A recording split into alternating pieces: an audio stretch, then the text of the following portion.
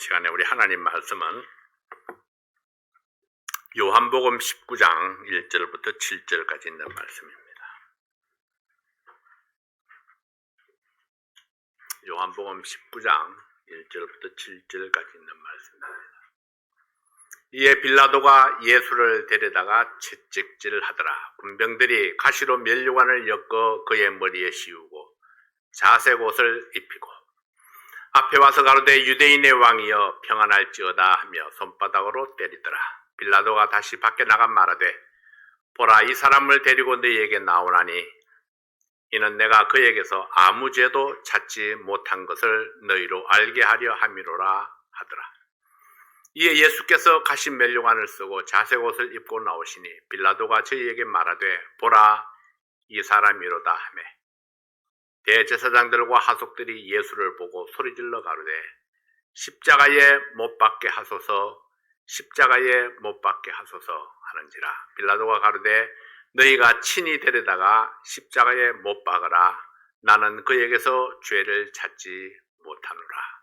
유대인들이 대답하되 우리에게 법이 있으니 그 법대로 하면 저가 당연히 죽을 것은 저가 자기를 하나님 아들이라 함이니이다. 기도합니다. 아버지 하나님 감사합니다. 오늘 이 말씀을 통해서 예수님은 과연 어떤 분이신가, 우리가 예수님에 대해서 다시 한번 묵상하고 우리 주님께서 우리에게 주신 그 놀라우신 은혜를 기억하게 도와주십시오. 아버지 하나님, 예수님이 나의 주님 되심과 내가 그분을 어떻게 섬겨야 할 것인지 다시 한번 우리가 결단하는 귀한 시간 되도록 도와주십시오. 종의 입술을 주께 의뢰합니다. 말씀으로 충만케 해주시옵소서. 예수님 이름으로 기도하옵나이다. 아멘. 우리가 즐겨 부르는 침례교 찬송가 111장은 1921년 제니 이벨린 허씨가 작사했습니다. 부활하신 주님의 영광이 사망, 권세, 두려움, 의심, 죽음, 이런 것들로 대표되는 사단의 세력을 온전히 압도하는 그런 경쾌한 찬송시입니다. 1절, 2절은 주인 없는 텅 빈 무덤, 그리고 엠마오 도상에 나타나신 자애로운 예수의 모습이 현실처럼 생생한 이미지로 전달되고 있습니다. 3절에서는 그리스도의 그 가신 발자취를 따라서 순례자의 길을 걷겠노라 하는 그런 다짐을 보여줍니다. 4절에서는 나를 위한 고난의 잔을 마신 예수님을 따라서 나도 그 고난의 길을 기쁨으로 걸어가겠다는 그런 신앙적 결단이 있는 찬송입니다. 우리의 믿음을 이 찬송에 담아서 함께 우리 찬송을 불러보도록 하겠습니다. 111장 찬송입니다. 111장. 우리가 찬송과 가사를 생각하면서 함께 불러보도록 하겠습니다.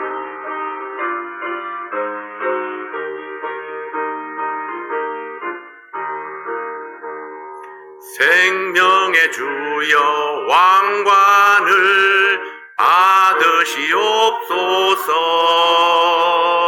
나 위에 쓰신 가시관 나 기억합니다.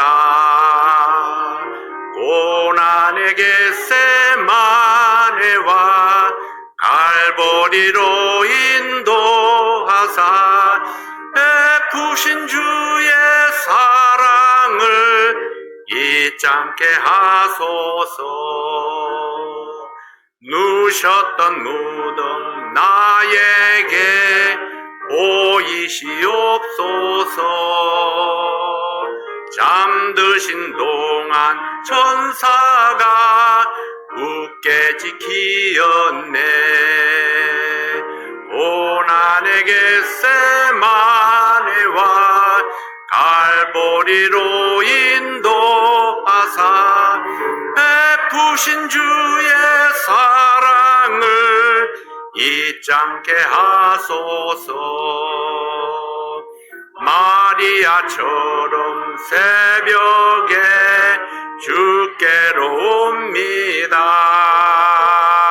빈 무덤 내게 보이사 날 가르치소서.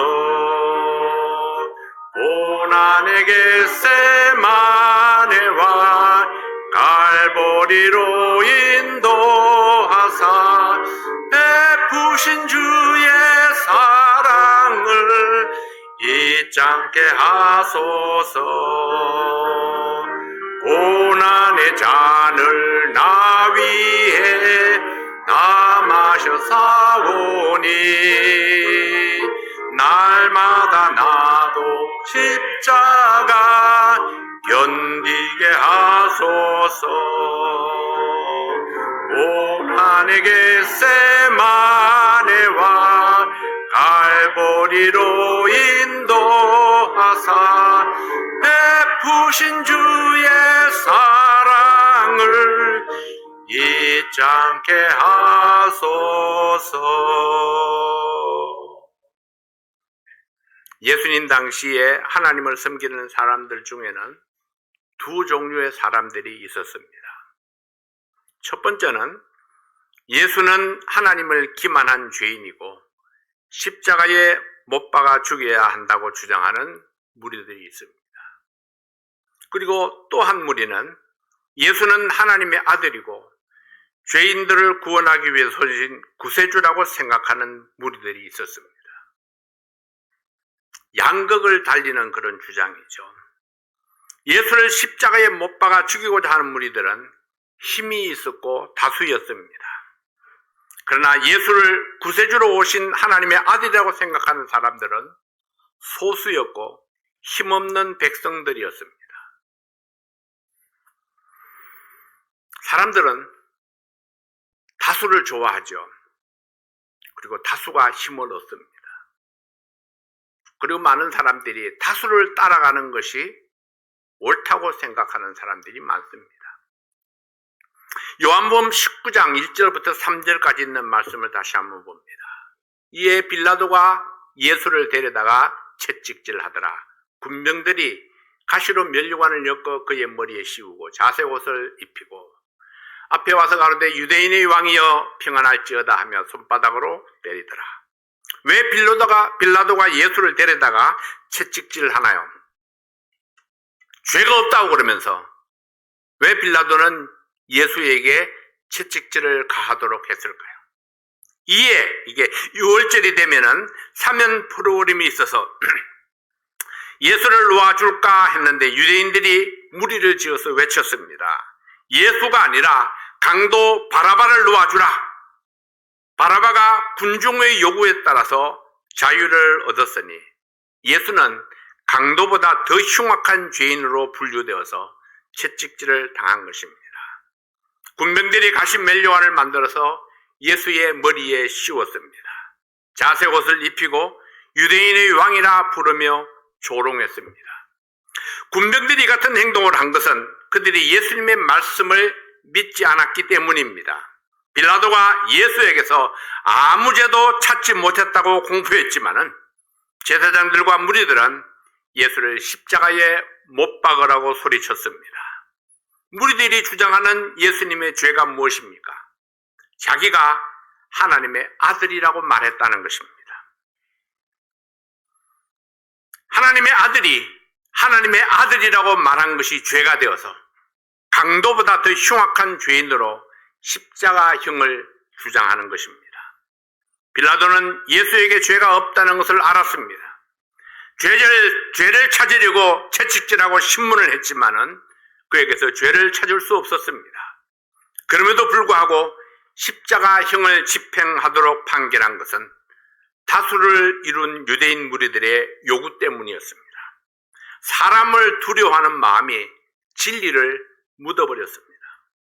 빌라도는 결국 진실을 외면하고 잘못된 판결을 하고 말았습니다.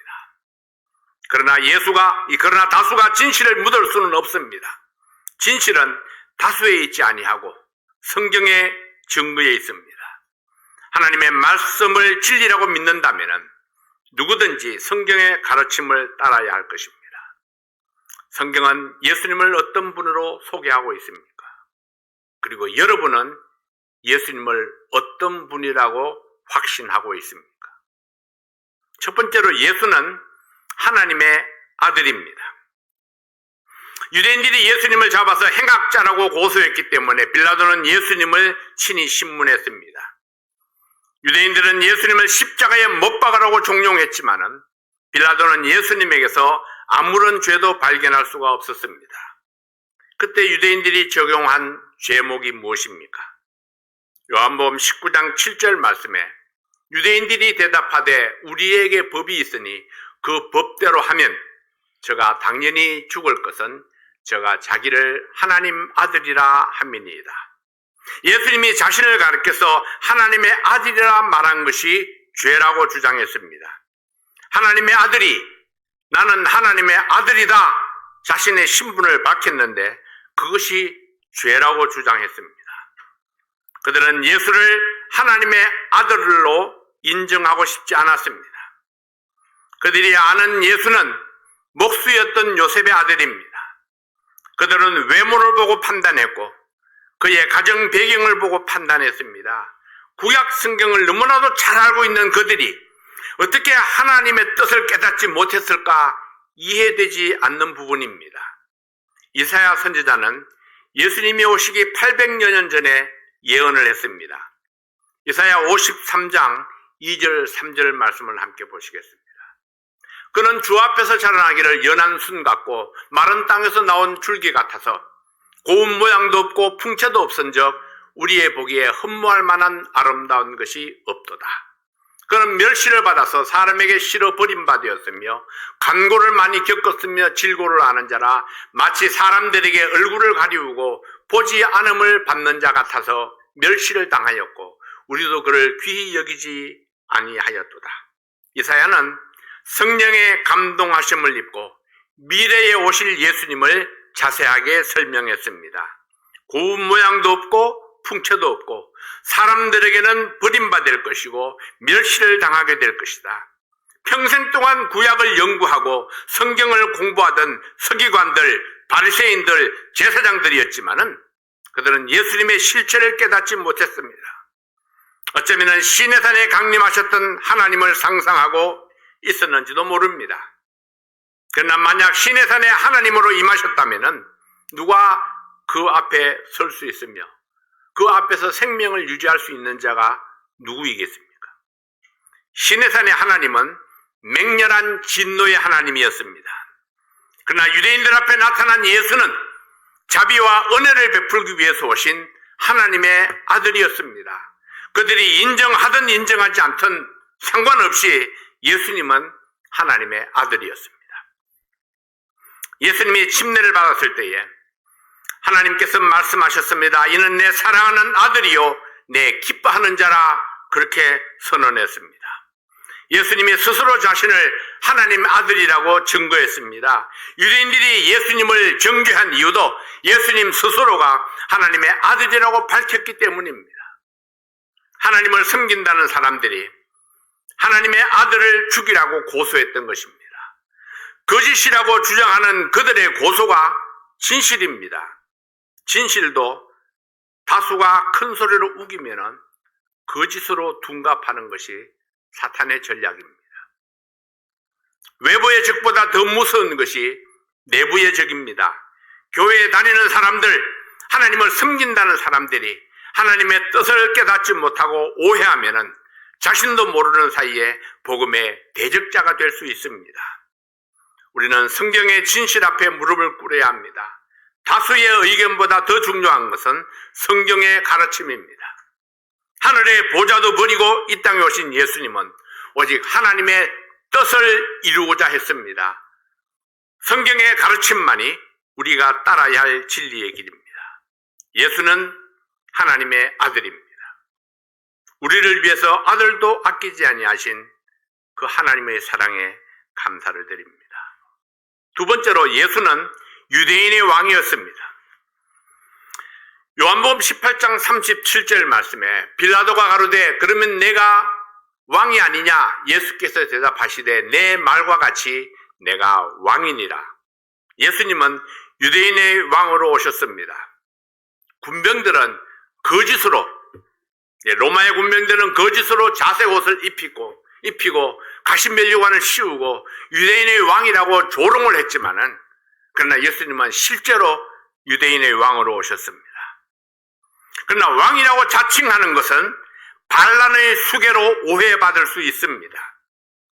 유대 나라는 로마의 속국이었기 때문입니다. 로마의 속국이었고 빌라도가 다스리는 유대 땅에서 밀란이 일어나게 되면은 빌라도의 정치 생명에 치명적인 오점이 될 수 있습니다. 그래서 예수님은 빌라도에게 분명히 밝혔습니다. 요한복음 18장 36절 말씀에 보면 예수께서 대답하시되 내 나라는 이 세상에 속한 것이 아니라 만일 내 나라가 이 세상에 속한 것이었다면 내 종들이 싸워 나로 유대인들에게 넘기우지 않게 하였으리라. 이제 내 나라는 여기에 속한 것이 아니니라. 이 말씀을 들은 후에도 빌라도는 예수에게서 죄를 찾을 수 없다고 말했습니다.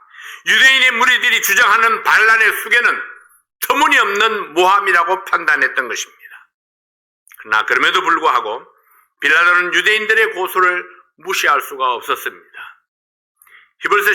요한복음 19장 12절 말씀에 이러함으로 빌라도가 예수를 놓으려고 힘썼으나 유대인들이 소리질러 가로되 이 사람을 놓으면은 가이사의 충신이 아니니이다.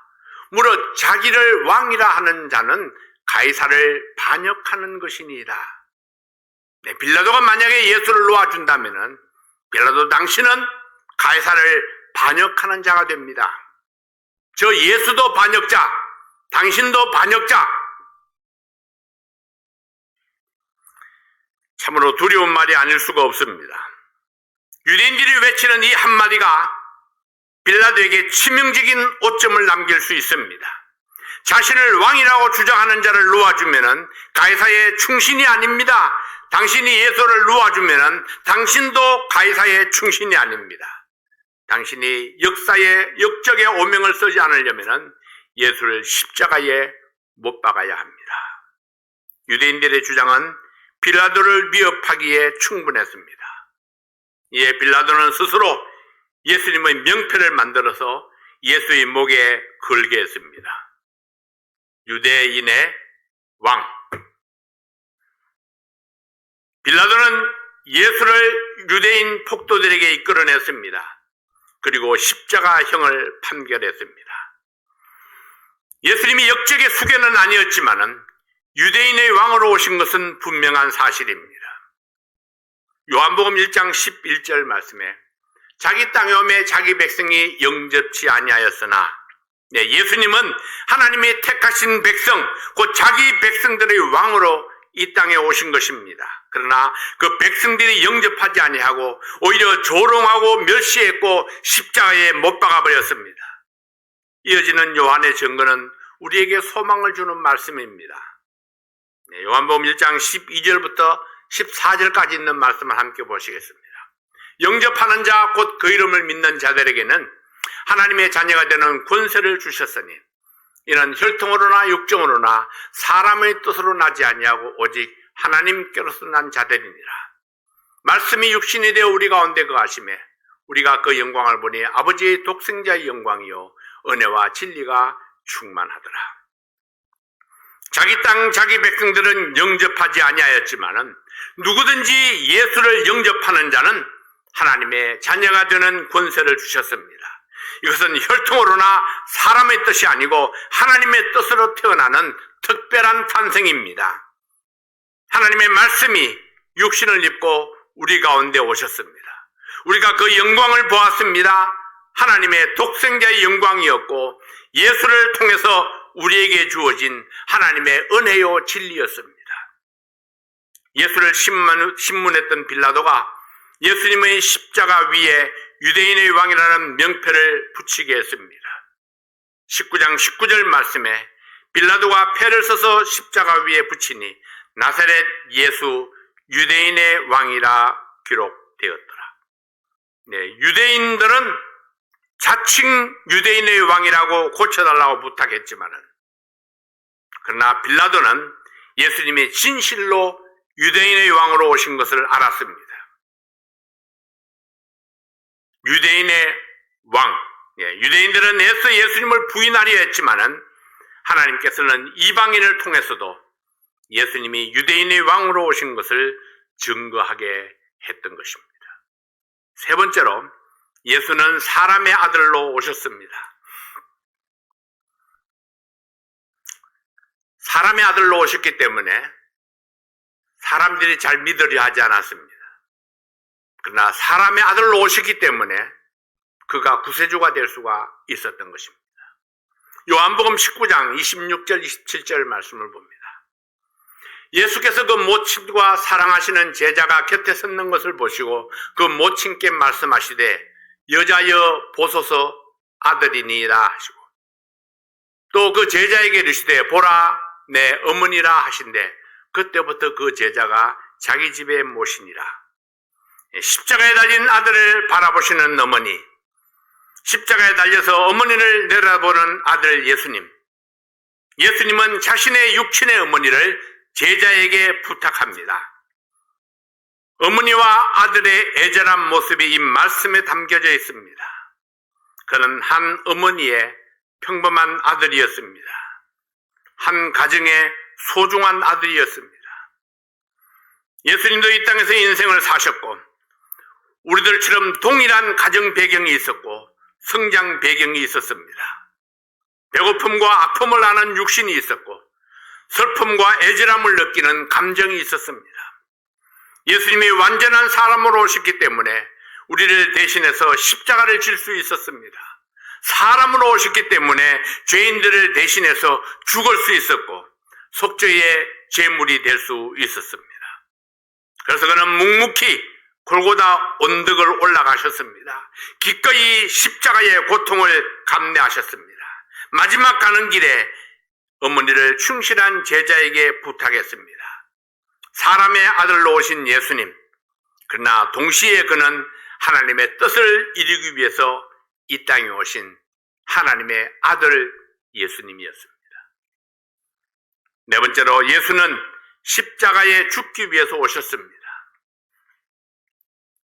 요한복음 19장 28절부터 30절까지 있는 말씀을 함께 보시겠습니다. 이후에 예수께서 모든 일이 이미 이룬 줄 아시고 성경으로 응하게 하리 하사 가라사대 내가 목마르다 하시니 거기 신포도주가 가득히 담긴 그릇이 있는지라 사람들이 신포도주를 머금은 해뉽을 우슬초에 메어 예수의 입에 대니 예수께서 신포도주를 받으신 후 가라사대 다 이루었다 하시고 머리를 숙이시고 영혼이 돌아가시니라. 예수님이 마지막 남긴 말씀이 다 이루었다는 말씀입니다. 무엇을 다 이루셨나요? 왜 예수님은 십자가를 지셨나요? 빌라도가 그에게서 죄를 찾을 수 없다고 선언했음에도 불구하고 십자가를 지셔야 했던 이유는 무엇일까요? 예수님은 이미 그 이유를 알고 계셨습니다. 요한복음 18장 11절 말씀에 예수께서 베드로들어 이르시되 금을 집에 꽂으라 아버지께서 주신 잔을 내가 마시지 아니하겠느냐 하시더라. 아버지께서 주신 고난의 잔 십자가는 하나님의 뜻이었습니다. 예수님이 힘이 없어서 당하는 것이 아닙니다. 하나님께서 능력이 없어서 예수님이 십자가에 못 박히도록 버려두신 것이 아닙니다. 그 십자가를 지는 것, 그것은 곧 세상 죄를 위한 하나님의 계획이었습니다. 그래서 예수님은 아버지께서 주신 잔, 곧 십자가를 기꺼이 감당하시겠다고 말씀하신 것입니다. 요한복음 17장에서 그 긴 기도를 통해서도 예수님이 받은 사명은 이 세상 만민을 위하여 십자가를 지는 것이라고 말씀하고 있습니다. 이사야 53장의 예언의 말씀은 이 사실을 더욱더 분명하게 전달하고 있습니다. 이사야 53장 4절, 5절, 6절 말씀을 함께 보십니다. 그는 실로 우리의 질고를 지고 우리의 슬픔을 당하였거늘 우리는 생각하기를 그는 징벌을 받아서 하나님에게 맞으며 고난을 당한다 하였노라. 그가 찔림은 우리의 허물을 인하며 그가 상함은 우리의 죄악을 인함이라. 그가 징계를 받음으로 우리가 평화를 누리고 그가 채찍에 맞음으로 우리가 나음을 입었도다. 우리는 다 양 같아서 그릇 행하여 각기 제 길로 갔거늘 여호와께서는 우리 무리의 죄악을 그에게 담당시키셨도다. 네, 하나님께서 우리의 죄악을 예수님께 담당시키셨다, 그렇게 말씀을 했습니다. 사람들은 오해했고 진실을 외면했습니다. 그러나 성경은 오늘 우리에게 그 진실을 밝혀줍니다. 우리의 허물 때문에, 우리의 죄악 때문에 예수님의 채찍을 맞았고 예수님이 징계를 받았습니다. 우리가 그렇게 행하여 내 마음대로 하나님의 길을 버렸지만은 하나님께서는 예수님에게 그 죄를 대신하게 하시고 우리에게는 용서의 은혜를 베풀어 주셨습니다. 예수님이 마신 고난의 잔은 우리를 위한 하나님의 뜻이었습니다. 죄는 우리가 범했고 잘못은 우리에게 있었지만은 하나님은 우리의 죄를 대신해서 예수님의 십자가를 허용했습니다. 예수님의 고난은 우리를 대신했고 예수님의 고난은 우리를 위한 하나님의 사랑이었습니다. 요한도 이것을 증거했습니다. 요한일서 4장 10절 말씀에 보면은 사랑은 여기 있으니 우리가 하나님을 사랑한 것이 아니요 오직 하나님이 우리를 사랑하사 우리 죄를 위하여 화목제로 그 아들을 보내셨음이니라. 우리가 사랑을 알지 못했을 때에 우리가 여전히 죄 가운데 있었을 때에 하나님이 먼저 우리를 사랑하시고 그 아들 예수 그리스도를 보내셔서 십자가를 지게 하시고 화목을 위한 제물로 주셨습니다. 예수님은 하나님의 뜻을 따라 십자가를 지셨습니다. 그리고 예수님은 나를 위해서 고난의 잔을 마셨습니다. 그렇다면 나는 이제 어떻게 살아야 할까요? 요한일서 4장 11절 말씀은 이렇게 증거합니다. 사랑하는 자들아, 하나님이 이같이 우리를 사랑하셨은즉 우리도 서로 사랑하는 것이 마땅하도다. 하나님이 이같이 우리를 사랑하셨은즉 우리도 서로 사랑하는 것이 마땅하도다. 우리가 서로 사랑하는 것이 하나님의 뜻입니다. 그러나 우리에게는 근본적으로 사랑의 능력이 없습니다. 그러므로 우리는 사랑을 공급받아야 계속 사랑할 수 있습니다. 어떻게 사랑을 공급받을 수 있습니까? 예수님의 사랑을 몸으로 체험해야 합니다. 하나님의 사랑 앞에 헌신하고 순종함으로 예수님의 사랑을 날마다 배워가야 합니다.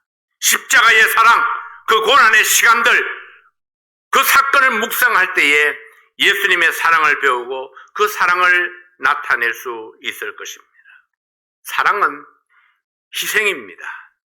희생 없이 사랑할 수 없습니다. 우리가 주님을 사랑한다면은, 우리가 주님을 향한 사랑을 나타내기 원한다면은 기꺼이 희생할 각오가 있어야 합니다.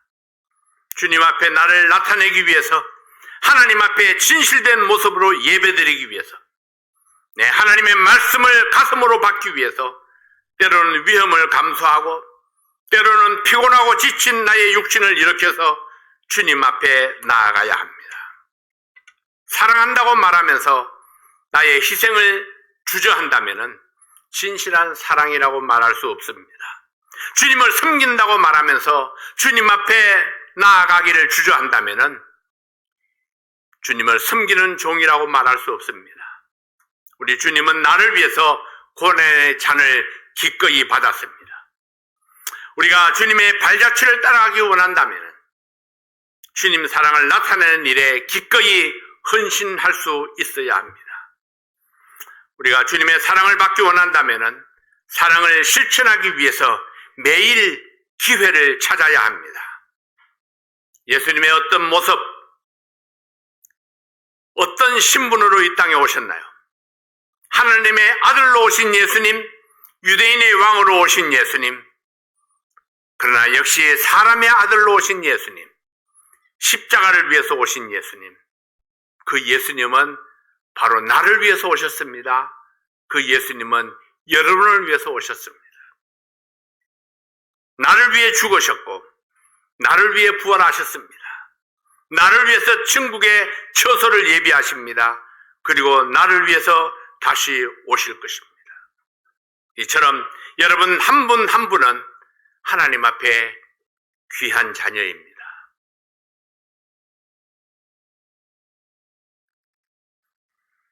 여러분은 예수님을 어떻게 생각하십니까? 예수님은 나의 주님, 나의 생명입니다. 내 생명보다도 더 귀한 것은 난 내 생명 하나이지만은 예수님은 수많은 생명을 이 땅에 주셨습니다. 그래서 주님께서 말씀하십니다. 사탄이 우리를 어떻게 유혹해도, 사탄이 어떤 상황을 만들어낸다 할지라도 강하고 담대하라, 하나님을 바라는 너희들아.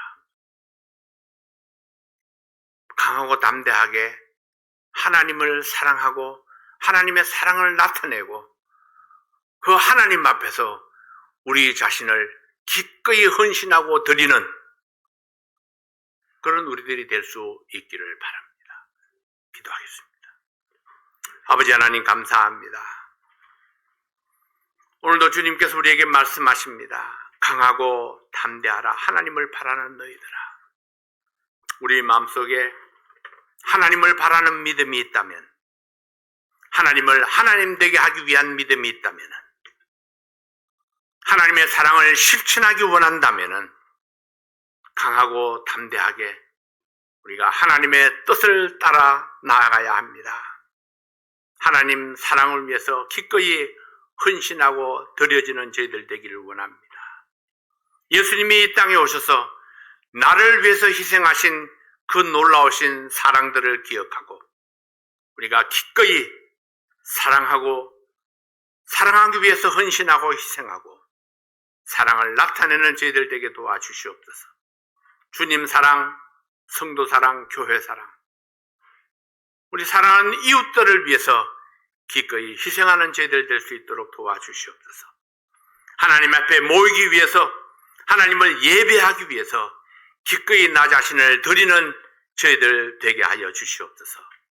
예수님 이름으로 간절히 기도하옵나이다. 아멘.